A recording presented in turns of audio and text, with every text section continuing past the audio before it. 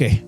Sanibingelela bazalwane egameni lika Jesu Kristu waseNazaretha. Siyabonga kakhulu bandla lenkosi. Siyabonga kakhulu bazalwane egameni lika Jesu Kristu waseNazaretha.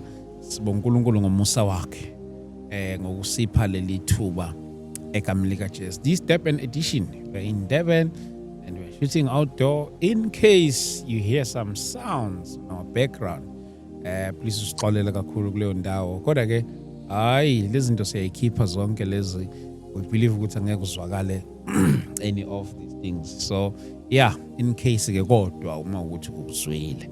Yes, siyabonga kakhulu bafowethu. We are in Durban. We're in Durban. Thank you so much for tuning in. Igama lami ke ngu-ST wakwaDlamini. This is a Christian platform. If umzalwane usendaweni right kakhulu ukuze uzothola zonke lezi zifundo, yonke into nje ethinta ibandla lika Jesu. So thank you so much bazalwane. Everything that revolves in a Christian community, this is the right place ukuze ukwazi ukuthi uthole yona. Yes, since this is a Christian platform, siyasenza sure ukuthi yonke into ke siyayisicela enkosini and then bese singena straight kwingxoxo yethu esuke siyilindeleke ngalolo suku. Baba siyabonga egameni lika Jesu Kristu waseNazaretha. We pray, oh God, that you become the center of this conversation in the mighty name of Jesus Christ. Heavenly Father, we thank you. We give glory unto you in the mighty name of Jesus Christ. Baba wethu oyingcwele, siyathandaza ukuba yonke into ezokwenzeka la uNkulunkulu wethu oyingcwele mayiphakamise wena more than our names, in the name of Jesus Christ, Lord, we pray. Amen. Namhlanje I'm joined by umpostoli osivakashele lapha namhlanje. Ngifuna ke sizokhuluma indaba yokweshumi. Sikhuluma indaba yemaza. Aza.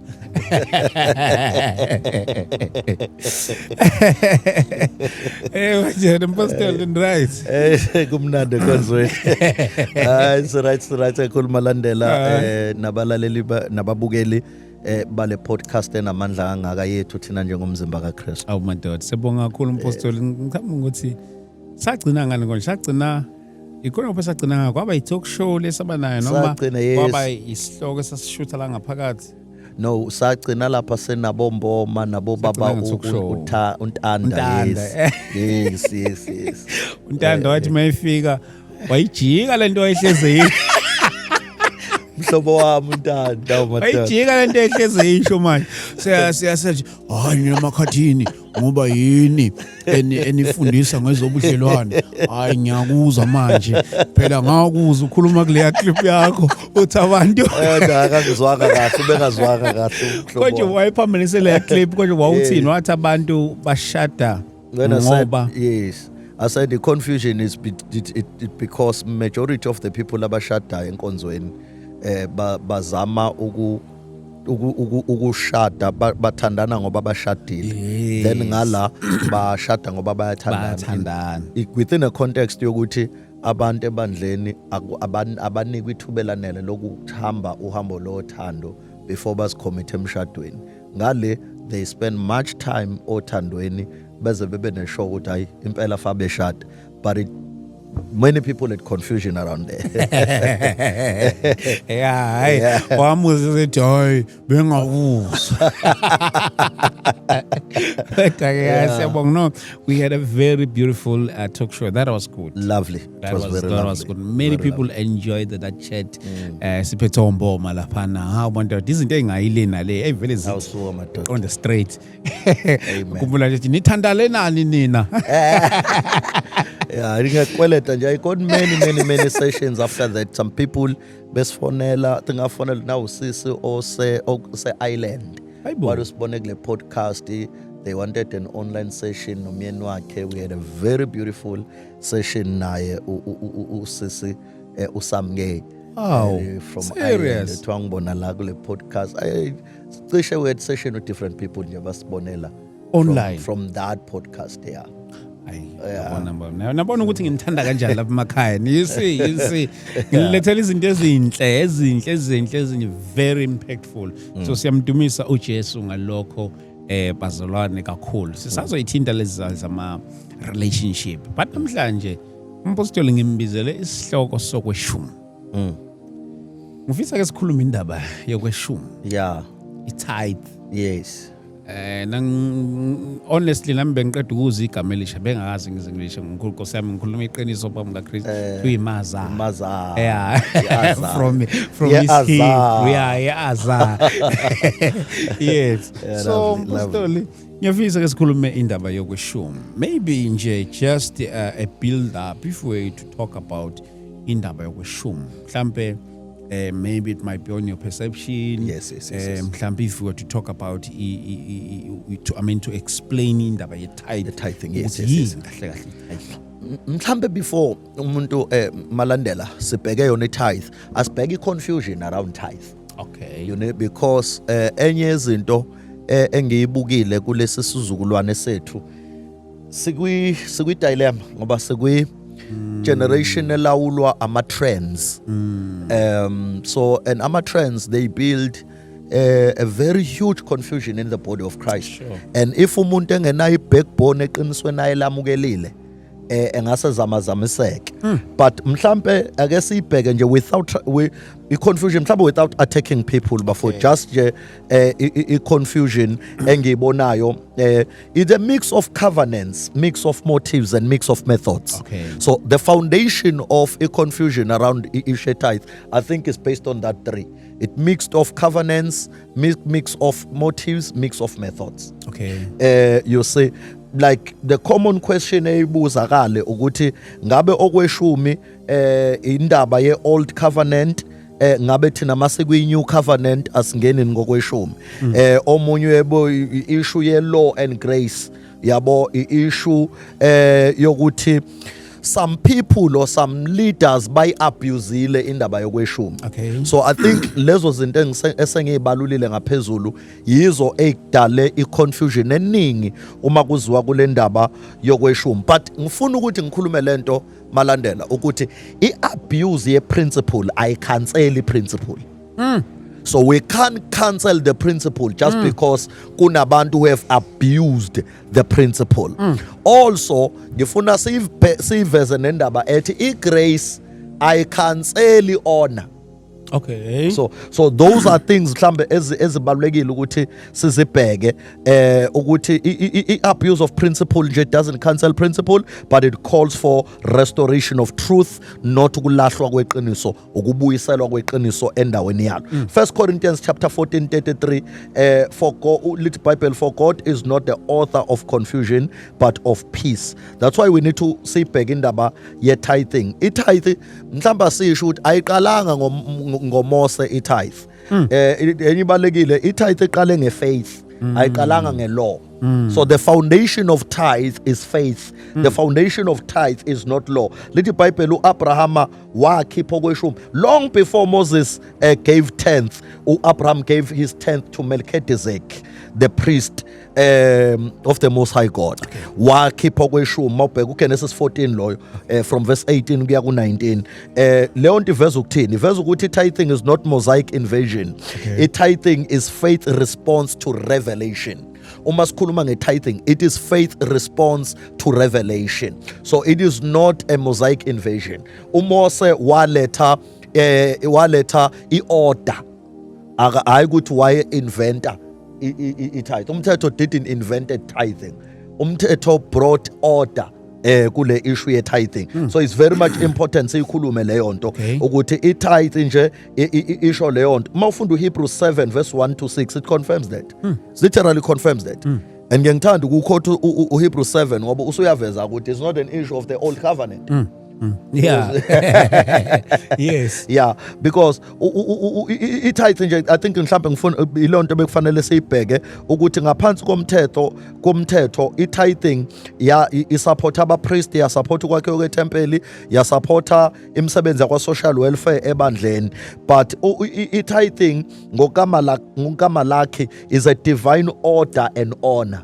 So iya evolve i-revelation ye-tithe throughout the pages of the scriptures. Okay. But enye izinto mhlambe balekile ukuthi ngiyiveze ngakachazi nje i-tithe in this short 2 minutes ukuthi uJesu akazange ayikhansele i-principle. uJesu corrected the heart. Let me rephrase my statement. Okay. Jesus did not cancel the principle of tithe. Jesus corrected the heart. Matthew 23:23 ngicela ukufunda. Uthi you should have practiced the later without neglecting the former. Yeah, that is very. Just uthi bekufanele nikwenze lokho kwashiwo kusukela emthethweni ke manje uthi sobe emthethweni kusukela in the former things bekufanele niyenze leyo nto without ukuthi ni neglect. You should fanele nikwenze lokhu kwenhliziyo ngaphandle kokuneglecta lokhu yakwasekuqaleni. So it's very much important ukuthi uJesu akazanga ukuthi uzokhansela iprinciple, but uJesu uthi i-wrong iprinciple if it doesn't come from the heart. I-wrong iprinciple if the posture of the heart is not corrected. So uJesu unake kakhulu indaba yenhliziyo, because abanye bacabanga ukuthi bangathenga uNkulunkulu ngemsebenzi, abanye bacabanga ukuthi bangathenga uNkulunkulu ngemithetho. So uJesu ulungisa lawo ma issues. So it's very much important ukuthi iveze leyo perspective as well ukuthi kwi New Testament indaba yokunikela impilo bafowethu impilo. So mhlambe ilokho nje, but ke ukuphendula umbuzo wakho othi i-tithing yini i-tithing. Okay. I-tithing nje tithing means tenth. Mhlambe uke washo ubhuti wemaza ngivumelana naye noma ebuye ngishiye endleleni, but ngizomcaphuna la engicathi ngivumelana naye khona ebese ngichaza la engicabanga ukuthi mhlambe ngingachaza khona ngokwe-cardiology. Yes. You know, mangithi ngokwe-cardiology ngisho ngokwami sebeyangazi abangijwayele ngokamakhathini. Yeah, ngokamakhathini. So ukuthi leli gama elithi tithe, it simply means tenth. I think washo kanjalo umfowethu. It simply njoba ikhota from that. Lento yama-Greek nama-Hebrews imnandi nje bafowethu. It's a language akulona limi lwasezulwini, ilanguage njengesingisi, isiZulu, isixhosa, ukuthi hayi igama lesizulu elithi mhlawumbe suyefuna nje ukuthi uyilizwa lichaza kangcono meliboleka lapha, kodwa hayi uthi kusho uNkulunkulu phela masusho ngesiGreek noma ususho ngeSebhere. Suke uhlaphe iyona ndlela elula yokuchaza leyo narrative umuntu asuke efuna ukuyichaza. Mhlawumbe siyicorrect leyo nto ngoba iqiniso likaNkulunkulu alilona iqiniso ngoba sewukhothe isiHebheru wakhotha isiGreek. Not it is a final language. No, it's not a final language. It's one of the languages nje njoba nathi sikhuluma isiZulu la kwaZulu njengoba England bekhuluma isingisi. Yeah, but ke igama elithi tithe lisho lokho okweshumi njoba isiZulu sisho lisho okweshumi. So it's very much important sisho leyo nto. But liBhayibheli alifundisi ukuthi fanele ukhipha okweshumi ngoba nakho usunama items awu10. Yes, iBhayibheli lithi you should give your tenth from your first tenth of your increase, but hayi ukuthi masubale ama-items azafika ku10 sewukhipha okweshumi. Akukhona lokho okufundiswa izwi likaNkulunkulu. Okay. Yabo, basically i-tithe is the first tenth of your increase, not 10th item after counting. Okay. You know, Proverbs 3:9, honor the Lord with the first fruit of your increase. Leviticus 27:8, a tenth of everything belongs to the Lord. We have a tenth, not a 10th item. Abraham gave a tenth of all, not after he has reached 10 items. So I think if you earn 1, you tithe from 1. If you earn 100, you tithe from 100. If you earn 1,000, you tithe from 1,000. You know, so you need to accumulate items as a abe 10. No. It's not what the scripture is. You don't wait until figure 10. You don't give it because it is convenient. You don't give it because you feel sufficient. You give okweshumi ngeona. So udriver wokunikela okweshumi noma isikhuthazo sokukhipha okweshumi i-honor that you have for God. I think that's what umuntu can deposit there. Okay, that's a beautiful foundation. Yes, on the issue of tithing. Asivele singena nakuya nakuzona ke straight lezi zinto lezi, more especially on the issue of tithing. Yes, back in the years noma ke ngiqale la uma ngingakukhipha kweshumi Yes. as umzalwane Yes. mhlambi imaphi lama implications engingazifaka kuona? Ngeke ngithi ngama implications kakhulu, but iBhayibheli likhuluma ngama principles. God is the God of principles. I think ngizoyi approacha ngaleyo ndlela. Okay. iBhayibheli nje lithi uma ilanga lisekhona, umhlaba usakhona ngaphansi kwelanga. Umthetho ukutshala nokuvuna uyobumisiwe. So that's what the Bible is teaching. Lithi iBhayibheli as long umhlaba usengaphansi kwelanga. Now there are principles. Kune principle yomkhuleko. Kunezinto engeke inyakaze until you pray. There a principle of giving. Kunezinto engeke imove until you give. There are principles of ukwabela abampofu.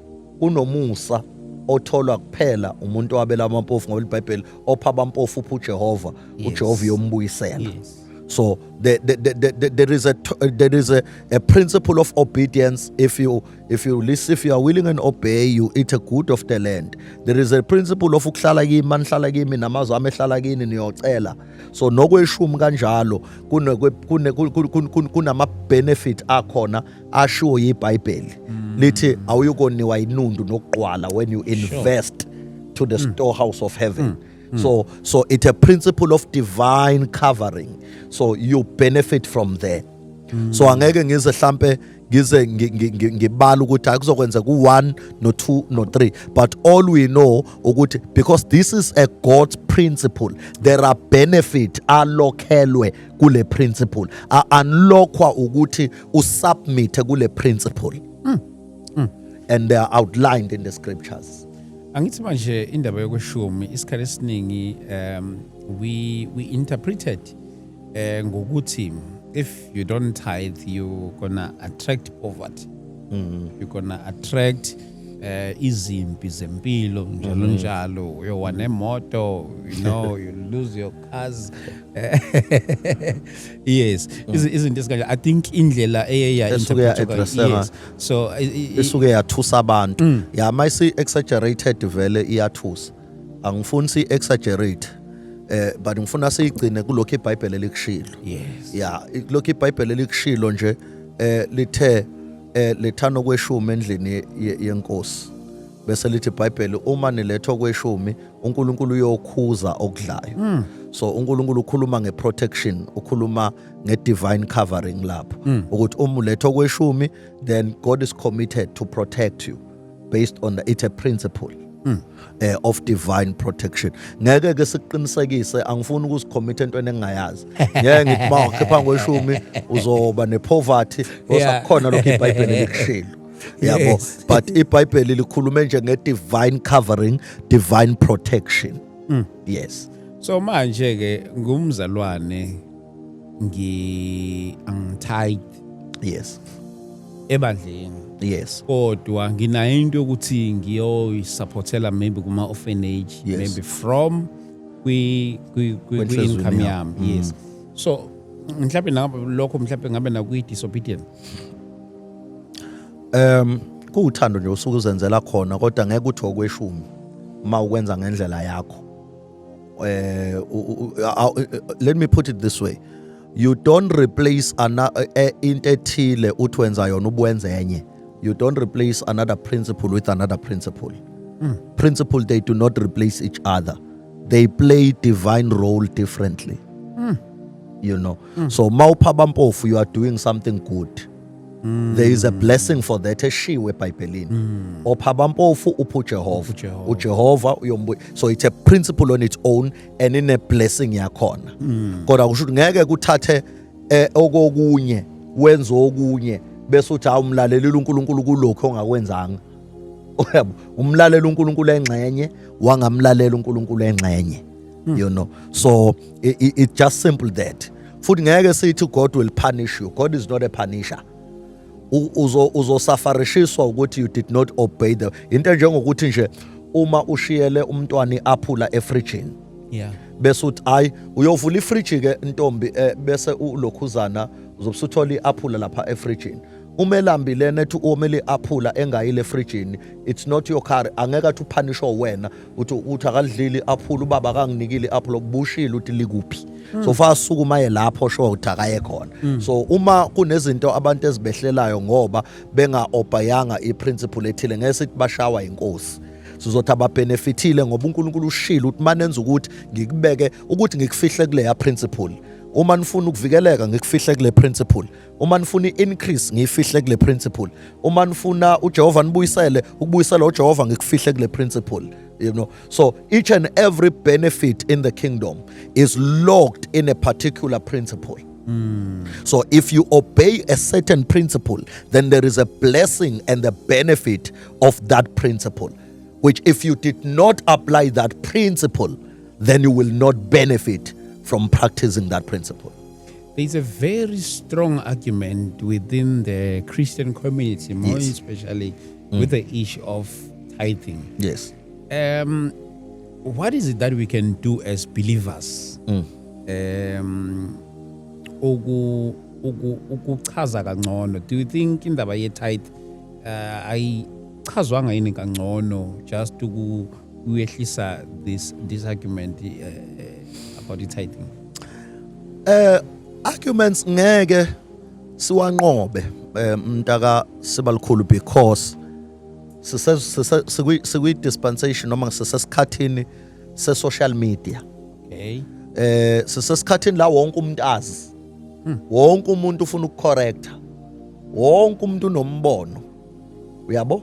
So ngenxa uthi kuleso sikhathi nje kumane kusuke nje nombani akhulume controversial statement abe popular, and it's very difficult in this generation. Abantu they mistake popularity with impact. They mistake popularity with maturity.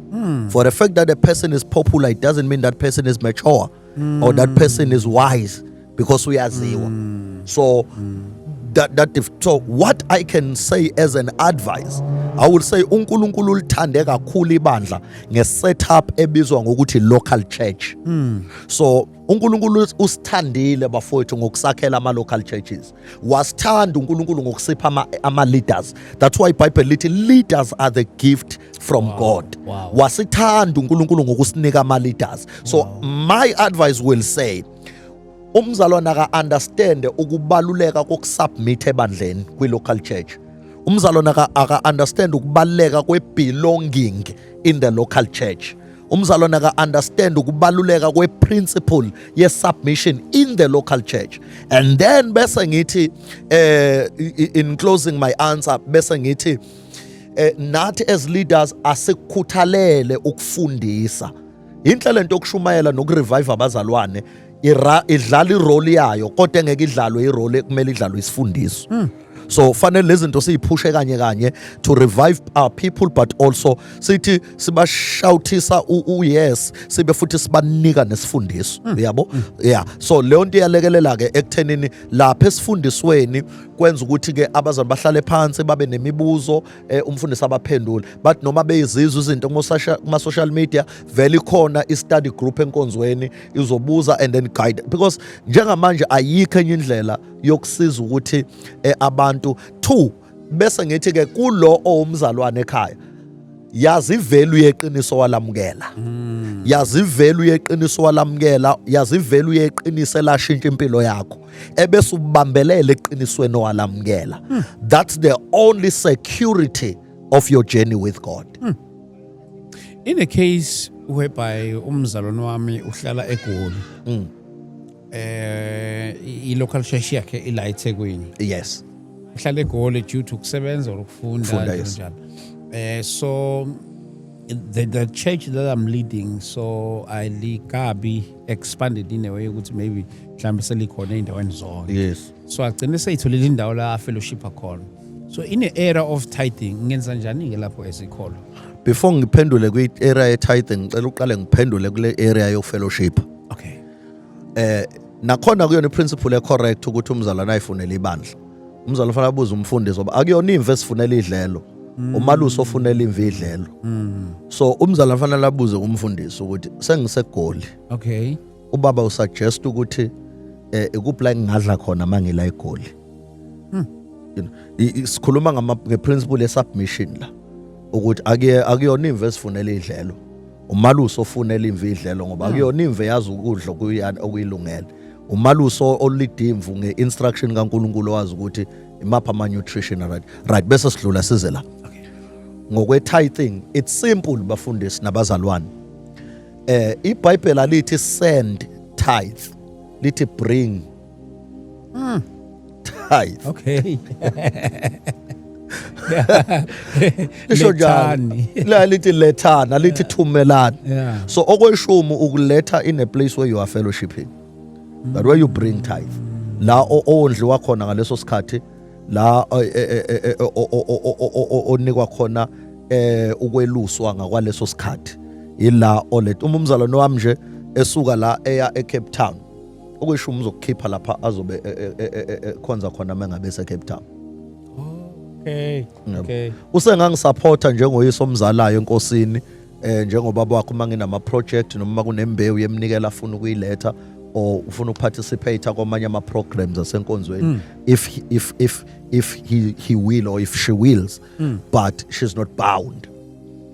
You know, but phela inkinga iqala when we will own abantu bakaNkulunkulu. We don't own them, we lead them. We lead them. So, and then we need to understand the principles of the word. The word does not say send tithing. So, like for instance, awukwazi ukuya ku spare wala eThekwini uyodla uthi masuqeda bese uthi hey ibill ngicela ukuyikhipha ngoba kuno spare wangasekhaya okuyiwona nje obusinakekela sikhula. So ngicela abazagezisa izitsha bazothi uyagaga ngoba ibill uyikhokha la odle khona. So nokweshumi kanjalo. So kweshumi ukukhokha la odla khona isidlo. Imodel kaAbraham ithi uAbraham the high priest wathi senqobile wahamba wayokhipha kweshumi kumpriest omkhulu uMelchizedek. Wenza njani uMelchizedek? Wamnikeza isidlo senkosi. So okweshumi ukukhipha la odla khona isidlo senkosi. Zikhona ezinye izathu eyuzwe mhlawumbe kulento yokuoppose kweshumi. Ngoba ezinye I think ngisizwa nje esinye ngisikhumbula kakhulu sifika enqondweni nami lesokuthi i-tithing it sounds as ukulimit abazalwane in terms of giving. Ukuthi nje if I want to give 20%, 30%, even 100%.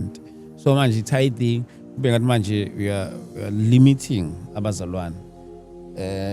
Angazi khona ezinye yona izathu. No, that's a huge statement. It's a very huge statement. Because it's not a statement of the word. It's an idea of man.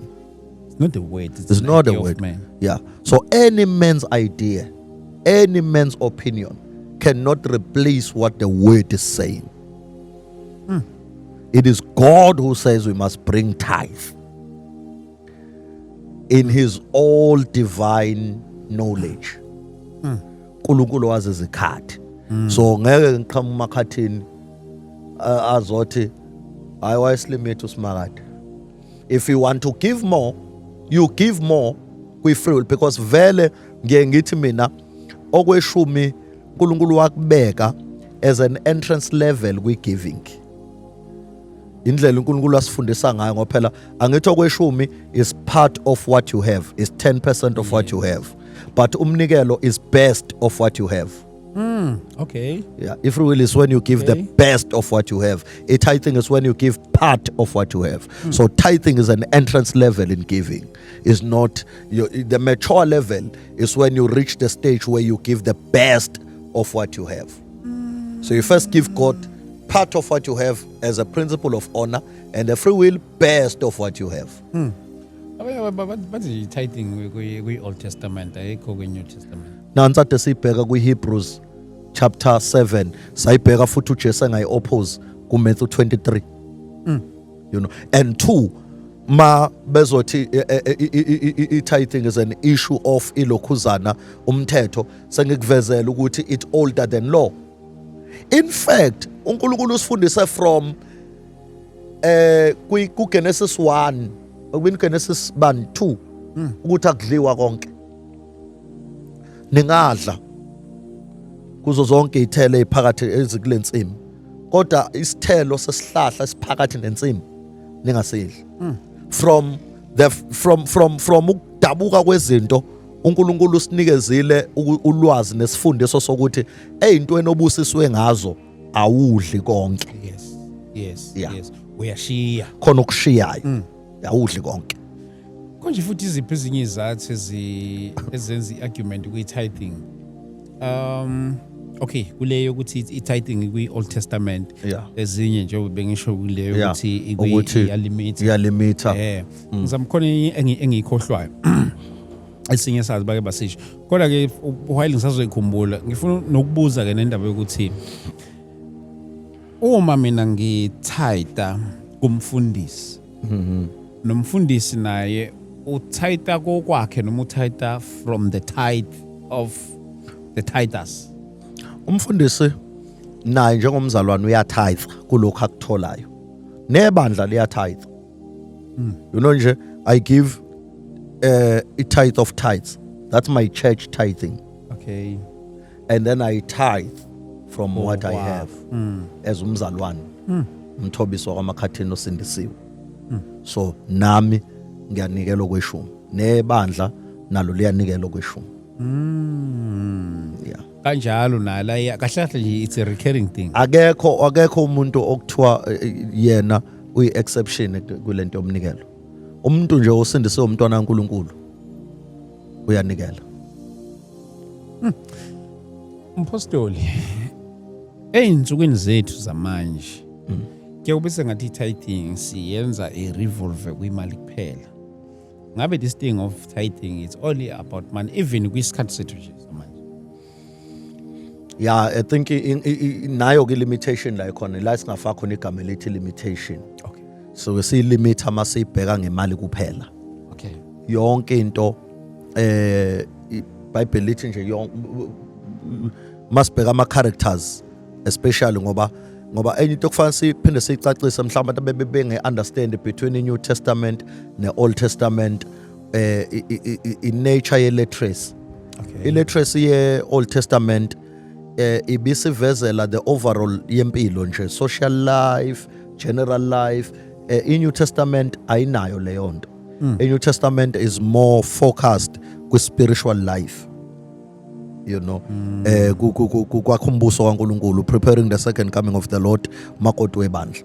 So awubona ukuthi ubani wayezalana nobani lapha yana, ubani wakwalamba kanjani uyabo. So because ubani wayenkosikazi kabani ubani wawe esonweni wenza ukuthi ngale kuyabona ukuthi actors ziyashayeka lapha ziyawa ziyavuka ziyenja because ila impilo ivezwa khona. So ke in that I will say mawubheka iOld Testament ubheka ama characters ayikhipha okweshumi babenikela okweshumi kukho konke from izitshalo zabo banikela okweshumi emfuyweni yabo banikela okweshumi imalini yabo banikela okweshumi. You know, so umuntu wayekwazi ukukhipha okweshumi kukho konke anako. Namanje basekhona abazali abenza njalo umuntu anikela okweshumi kwebusiness lakhe anikela omunye okweshumi, you know, omunye uzanikelele ngisho abantwana bakhe imali nabanika yona bakhipha okweshumi. You see, so kuya ngokuqonda komuntu ke kwezinye zezinto futhi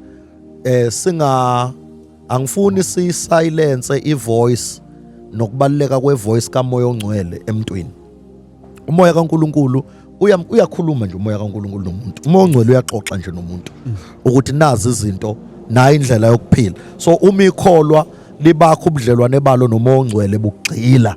Umoya oNgcwele uyaxoxa nekholwa. Umoya oNgcwele alitshela ikholwa ukuthi nansi indlela yokuphila. Yeah. Even ngalokho uchaza ukutshela ukuthi uchaza ukusho ukuthi even in the area of giving umoya oNgcwele angakutshela futhi ikakhulukazi kwi-area ye giving. Oh yes. Ikakhulukazi isikhathi esiningi bazi bazana mangisuke ngikhuluma ngemnikelo ngimasiqoqa nje imnikelo ngithi umuntu akanikele njengalokho umoya oNgcwele emhola because ngiyakholwa ukuthi umoya oNgcwele uyakukhuluma nekholwa. Umoya oNgcwele ukekutshela usuke ekhaya athi cha nansi ke imali ozonikela ngayo. Akuyona wesikhathi uthi umoya oNgcwele uthabani uST uDlamini eGoli mfakele nangu 5000 noyo uDlamini babusisekile bathi umoya oNgcwele faka kuST nansi imali. Avele nje uST aqame. Kanti uNkulunkulu uyazi mhlawumbe uST ubusy nomama thizeni owelwe yindlu une project azama ukuyenza yalowo mama njoba uNkulunkulu ubuka lo yamama athi mayingena abantu athi uDlamini ngiyabonga uMongcwele uthembekile loya mama sesizokwazi ukumphesha la, you know. So ngoba uMongcwele uhlakaniphile, so uMongcwele mekhuluma uyazi usuke ethini, but also uma ekhuluma njalo khona iarea suke isebenza kulo akhuluma naye as well. So njalo uma uMongcwele ekhuluma ikholwa limlalela usebenza izinto eziningi ngeinstruction eyodwa. Sure. uMongcwele usebenza inqwaba izinto with one instruction. That's why ukungamlalela uMongcwele kulimaza inqwaba yezinto, ngoba ukumlalela kulungisa inqwaba yezinto. Eish madoda. Nokumlalela kulungisa inqwaba yezinto. Exactly. But Pastor, are we as a body of Christ, are we doing enough now to teach about tithe?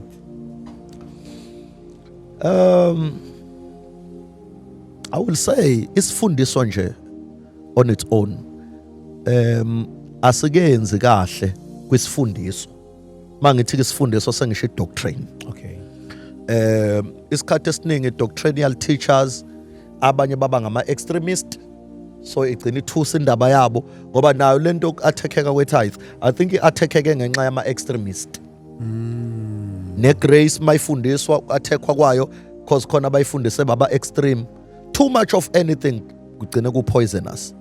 So ingakho kunoma yini efundiswayo fanele igcinwe kulokho izwe likufundisayo. Oh yeah. Singafundisi silidlula izwe. Uyabo, sifundise sime kulizwe. Gcina sekugqama imibono yethu. Exactly. Nendlela esicabanga ngayo ukuthi kumele kube ngakhona. Because uPaul usho njalo kuTimotheo. Uthe uPaul kuTimothy lamazwi lelizwi lesifundiswa uthe is profitable, these words are inspired by God, profitable for doctrine, for teaching, for correction. So yizwi okufanele lilawule idoctrine isifundiso, ilona okufanele lilawule correction. Akekho umuntu okufanele abe bigger than the word that the word cannot correct him.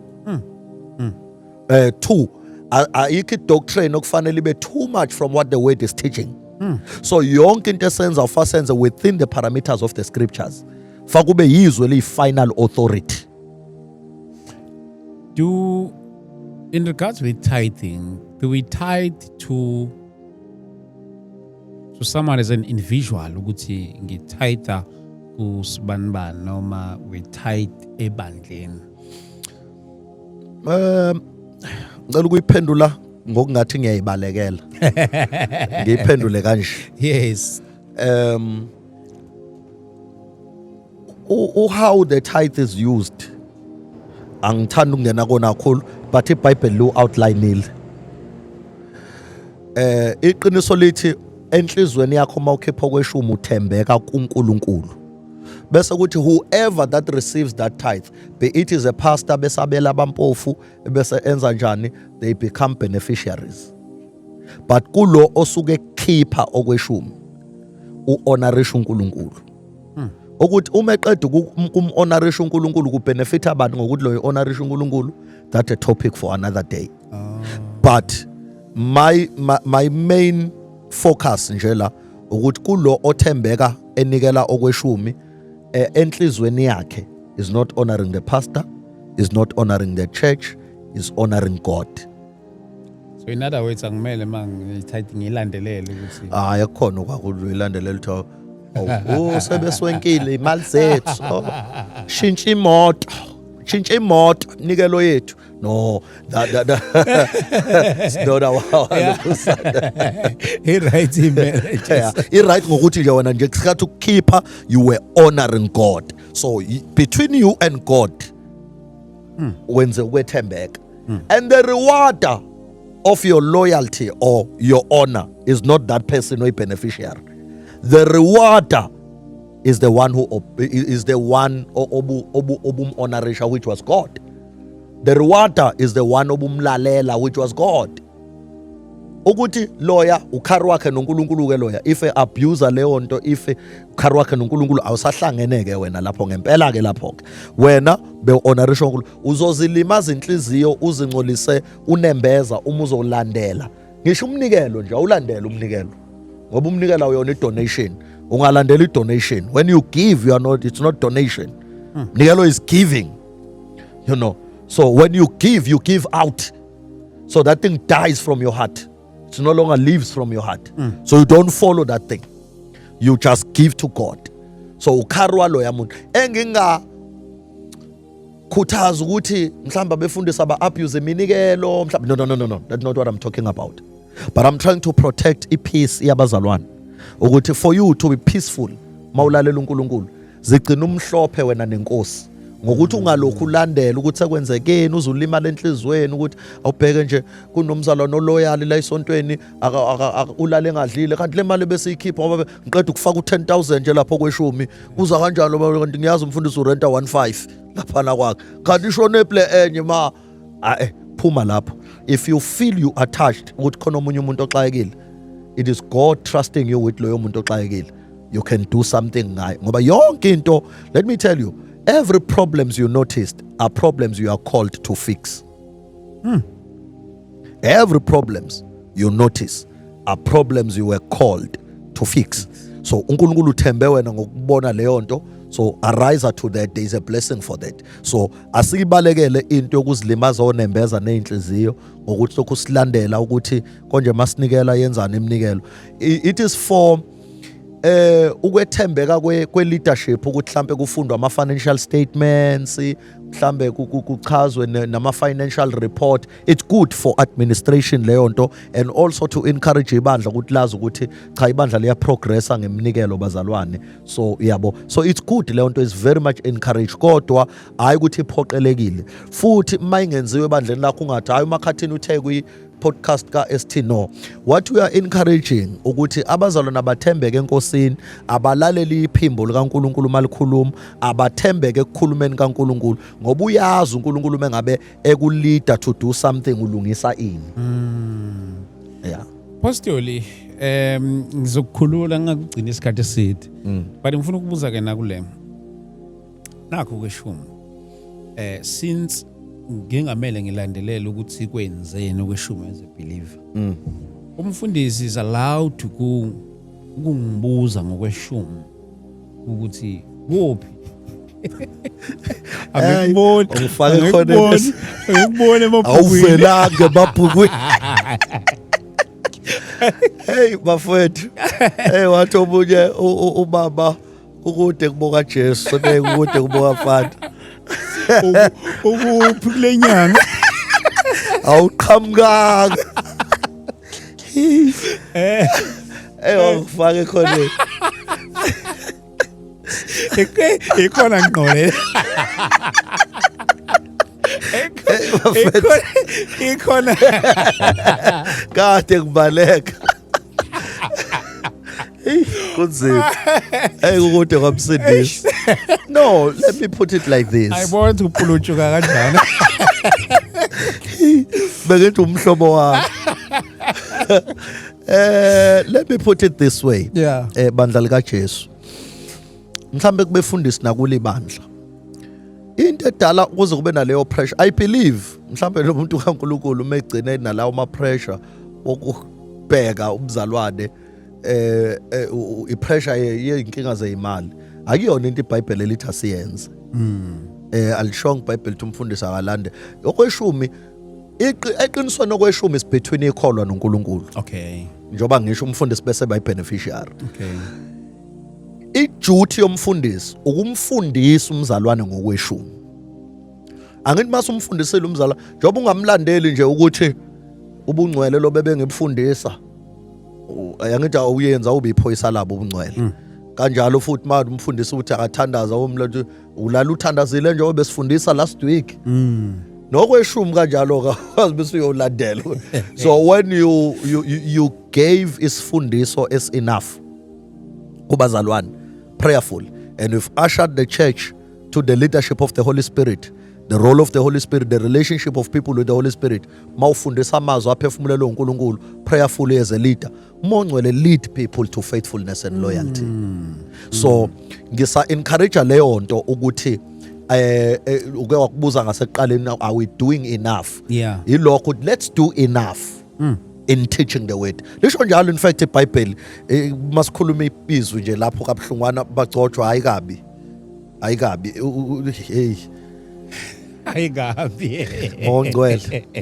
Phela iBhayibheli lithi leaders who labor in teaching the word, they worth of a double honor. Sure.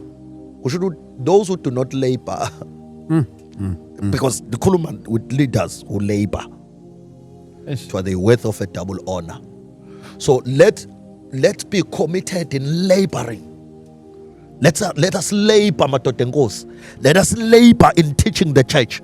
Let us labor in work. So in other words, don't preach any preachable message. Be purpose driven. Be led by God. This is what you ought to teach this month. This is what you ought to teach this year. Let us be builders, entertainers. Let us not be performers. Let us be builders.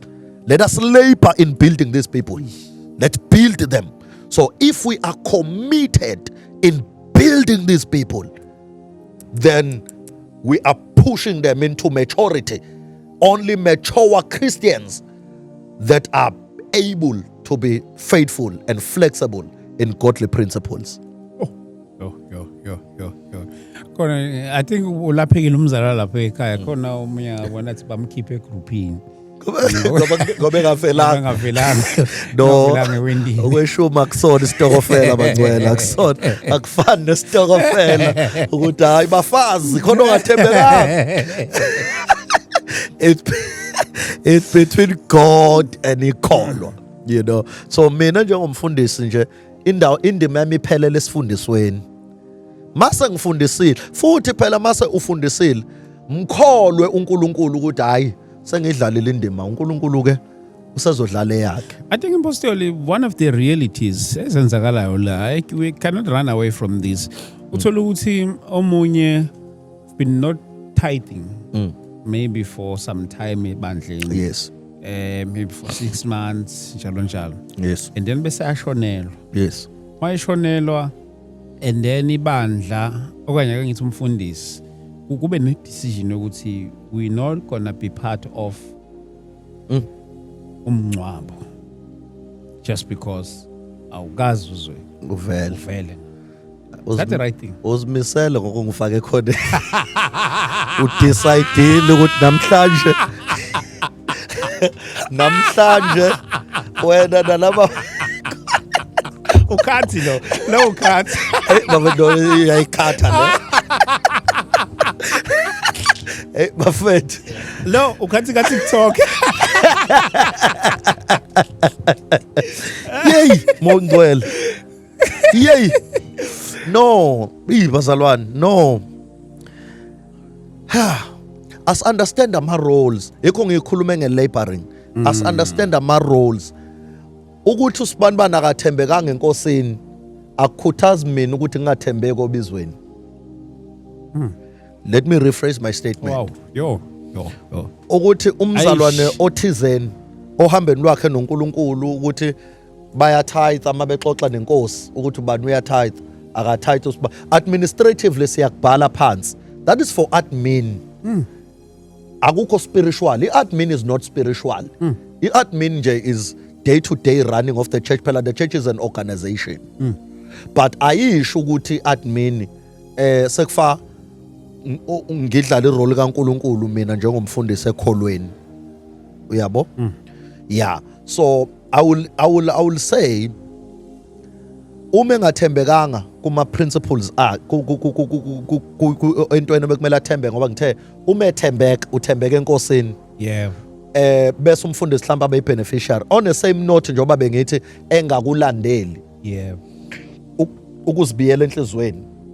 Nomfundisi let me tell you. Do you know befundisi bami mawuthembeka ekholweni omunye akakhipha kweshumi ngezathu ezihlukene khona elinye ikholo ngelikhipha oshuma libhukude ezikweleti into yazo uyibona ama deduction vele kusala imali engasaneli ngisho kweshumi.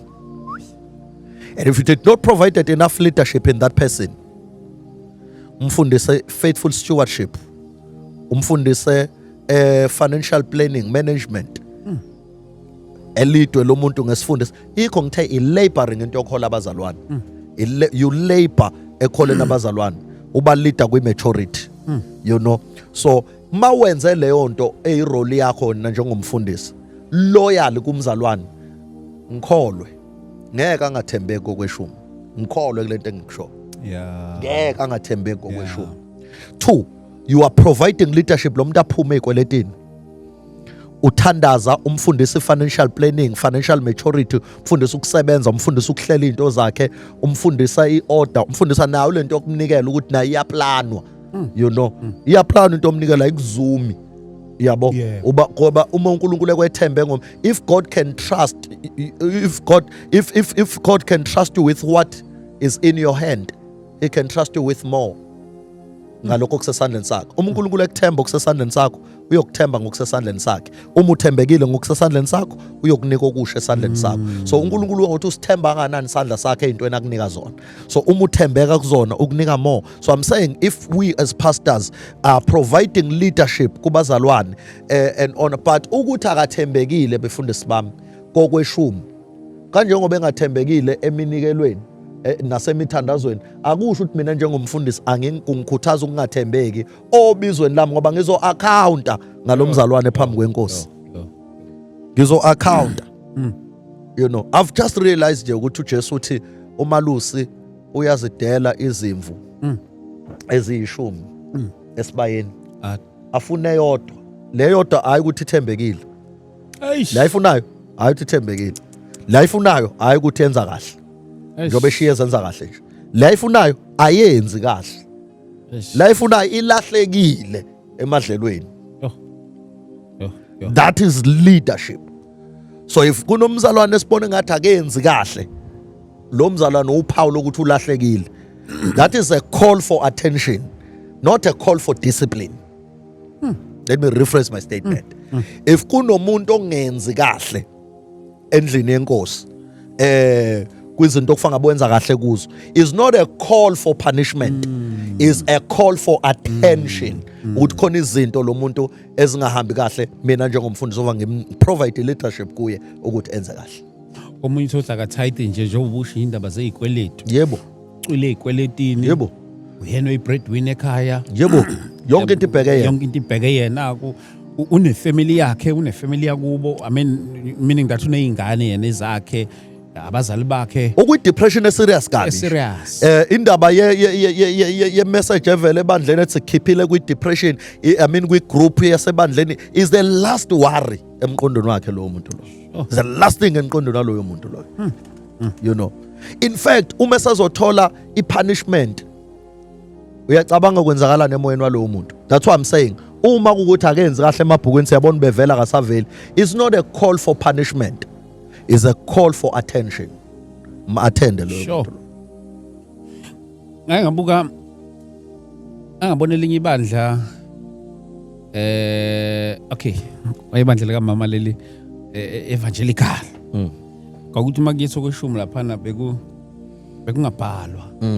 Ukuhanjiswa nje kungekho lutho igama ngekho. Do you think what was the importance of that? I think nje babebambe kuleyo nto uthi between you and God nje bade ngisho.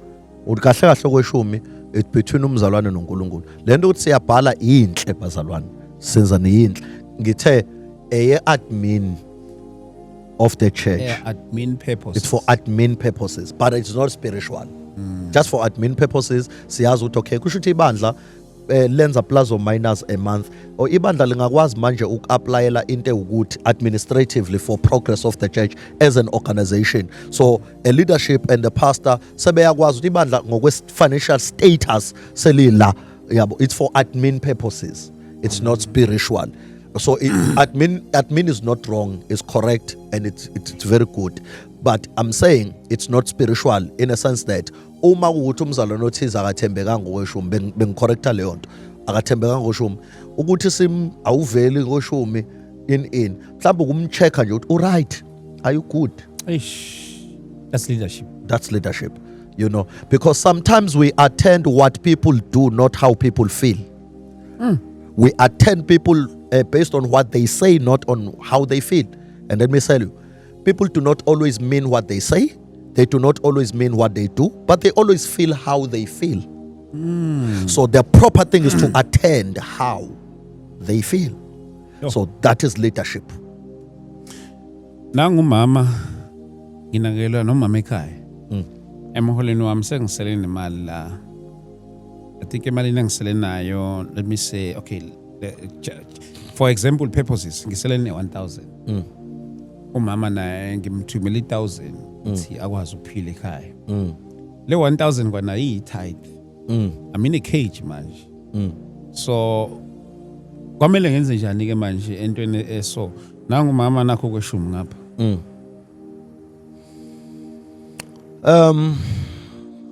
Hey. Lo baba bafowethu. Ngikholwa ukuthi niyabona ngisebhodweni namhlanje. All right, but kunzima malandela mina ukuthi ngingasho lo muntu akenze njani. Ngathi bese ngishilo ekuqaleni ukuthi umuntu akamthemba umoya ongcwele. Yeah. Umuntu akamthemba. Bazalwane, at the end of the day singabantwana bakaNkulunkulu sisindisiwe. That's correct. Igama esibizwa ngalo kuthiwa singamakholwa. Lento ithi the just shall live by faith. So buza umoya ongcwele. Lalela i-leadership kamoya ongcwele. Ukuze uzokwazi ukumhelda accountable umoya ongcwele. Sure. Mangabe kuyena obekulida uthi cha khiphe lokho. Anje umkhumbulo wesifazana waseZarafath. Kwathi wakhiphe khona lokho kugcina nawo. Kusho uNkulunkulu. Yo. And wayazi uNkulunkulu ufuna ukumleader kwi-abundance. You know. So ukube kuthiwa lo mama wakhipha walamba kwakuzofanele ahelde uNkulunkulu accountable. Kusho wena uNkulunkulu. You know. So kunzima ukuthi mina njengomthobisi uWiseman kwamakhathini indodana kaSisigolide ngisho ukuthi umuntu akenze kanjani. Hey madam. But all I will say umuntu akabuze Nkosi. Bazalwane, asililalele iphimbo likamoya ongcwele. Asiba makholwa akholwayo. Asimlalela, uyalalela umoya ongcwele. Umoya ongcwele umlaleli ngoba ku convenient. Awumlaleli ngoba inyama yakhe iyavuma. Umlalela ngoba uyakholwa ukuthi ngeke akulahlekise. Ngeke akudukise. Pastor, yabonga man for coming and bring clarity on this issue. Kakhulu, we give God the glory. Kakhulu uNkulunkulu siyambonga kakhulu. Hey, lena I think iyayifuna nethokushow lena. Yes, kakhulu. Iyayifuna nethokushow lena. Silethe imqondo emiyo ukuze nalabo abayi opposayo babe khona sizwe ukuthi opposeka